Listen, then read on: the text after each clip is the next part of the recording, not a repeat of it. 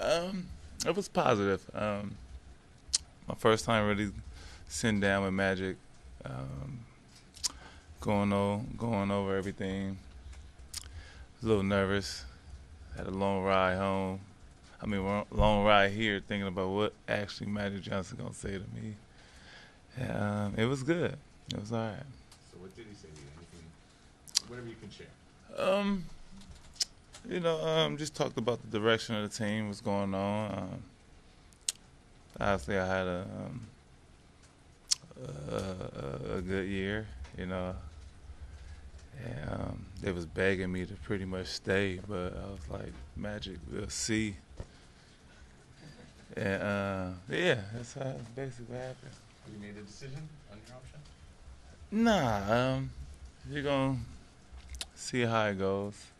Go over more things, talk to my agent, and see what happens. You should probably opt out and just see. You could always come back again. Can I? Yeah, you can opt out and return if they resign you if you want to come. Oh, yeah. Or you can go somewhere. I'm just saying.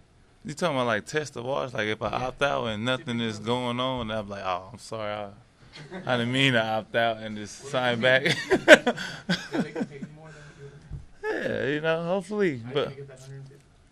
I know, it was under the table. They gave it to me all in cash. It's, it's coming. You helped him out with some most hated year. Yeah, I said thank you, man. You can get whatever you want. Just, you know.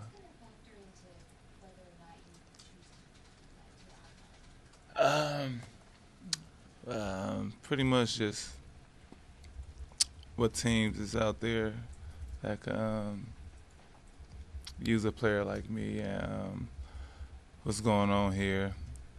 Um, Pretty much, you got the young guys here. It's gonna be a more younger team next year. Hopefully, with the draft picks going right, direction they're going in. So, we'll see.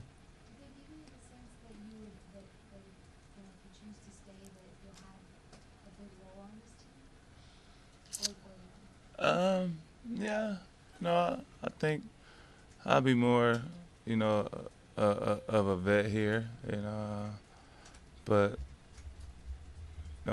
at my age, I don't know if I kind of want to sit around and wait for another teams to progress and grow. Kind of want to be on a playoff team and see what happens. Nick, was Luke in there too? Was it just Magic and? Oh yeah, Luke was in there. So how did they just talk about your game this year? 'Cause Luke has said consistently that he thought you were one of the better couple players on the team. Oh, yeah. You played defense, he was pretty pleased with your play this year. Oh, for sure. And he brought that up. Talked about the first day of camp, how distant I was. He said it was understandable. You didn't know where you was gonna be at, and how he said you just give him a chance, bring him to training camp, and see what happens. And he said the first week it was hard to not let him play. So, and that for me that was a blessing. From hearing the rumors of being cut and traded and being waived, and end up talking about, am I gonna stay or am I gonna leave this year now? With my decision, so it's a blessing. Was this another hard season for you? I mean, I know it's different than last year, the new coaching, the different vibe, but still having to sit and watch growth. Yeah. Is that hard? It's hard, but at the same time, these young guys gonna be great. Especially I believe in how far Bi came this year, and I've been telling them ever since All-Star break, this is Tiny's town.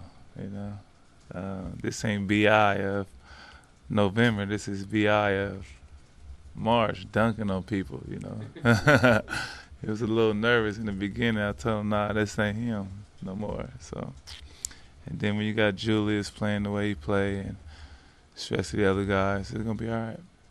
So Nick, what did Magic say in this whole what he said? What he sees in what me, Yeah. he was telling me the energy I bring to the team. Obviously, the offensive ability I got and how I improved on defense. And, I wasn't expecting that from Magic. I was like, okay, Magic think I'm all right. Yeah. He said, and just the the the leadership I bring with the young guys, being able to just communicate with them instead of just being like a hard-nosed vet. I could communicate with these guys and get through to them.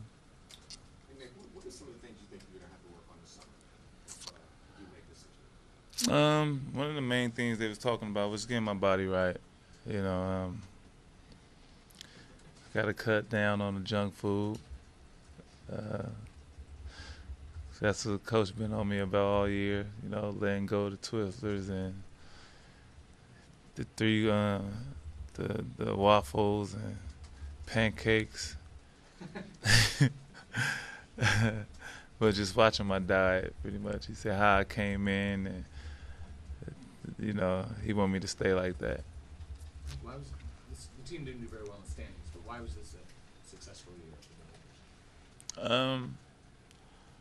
Success-wise, I think it's just you could tell it's gonna be a brighter future. From last year, it was just in limbo land. It was just a bad vibe, bad year. And this year, you could feel like things is moving into the right direction. Especially with Pelinka and Magic coming in. And Luke to start it off was a big move for the Lakers. And I think Luke is just one of the best coaches for this new era of basketball, really. What about him? Oh, he communicates with the players great. Yeah, he gives people leeway. I guess it's because he been one of them guys that was on a short leash. So and plus he's been around great players and great coaches too. So I think he knows the best of both worlds.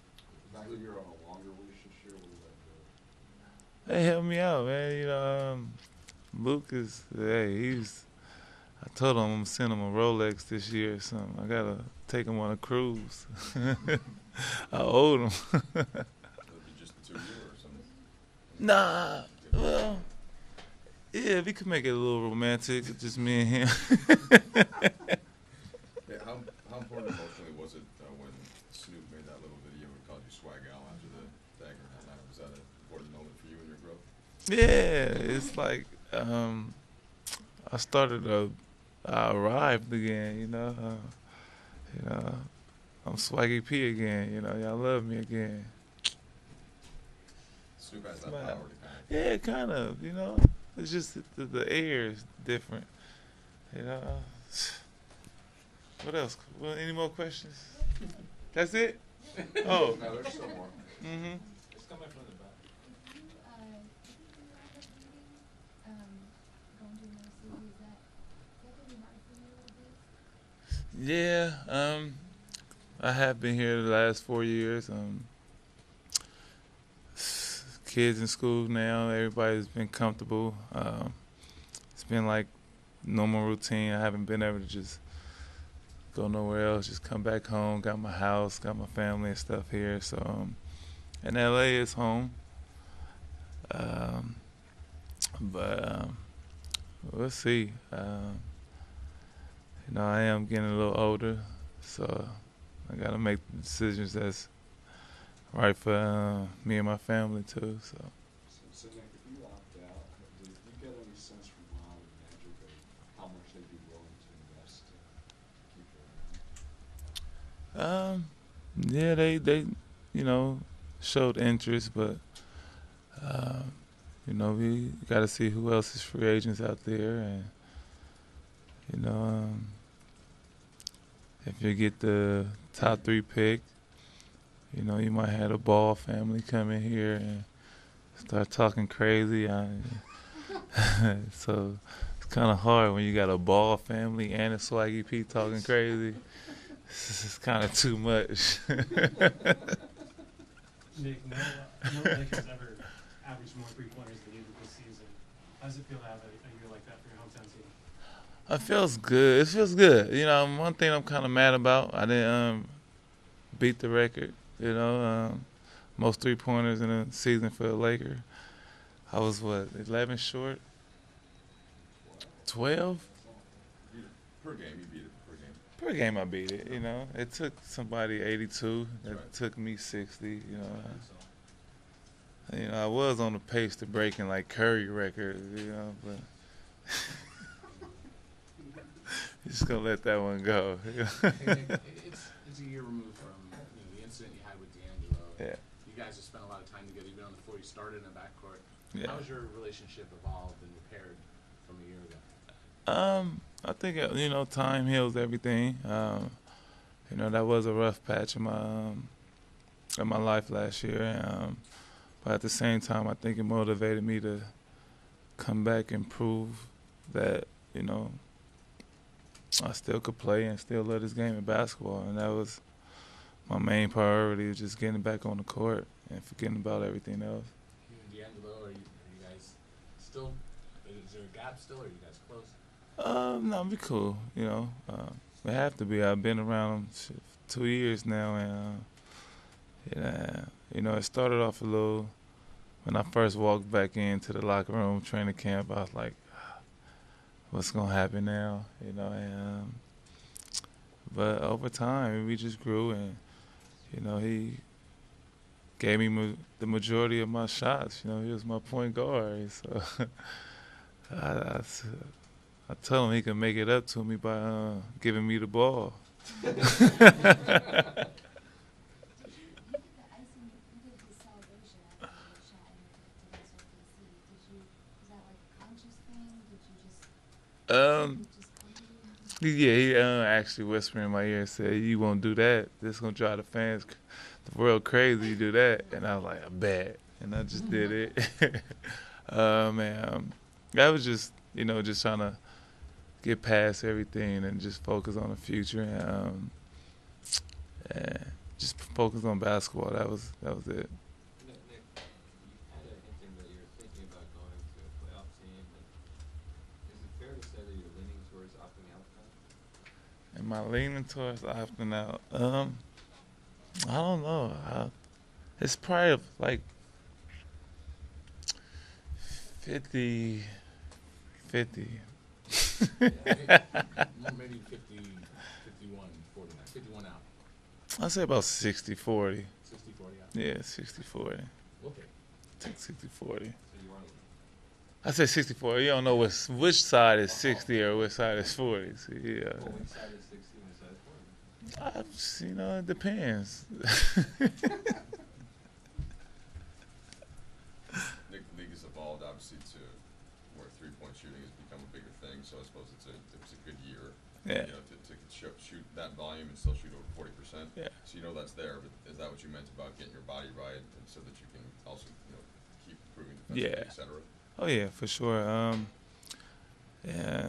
Coach, when he came out and told me I was gonna be the defensive stopper, I was kind of shocked, but I didn't want to let him down, so I was trying to do whatever it takes to stay out there. And I know I've been working on my jump shot and on my game all summer, so I had that to prove, and it worked out.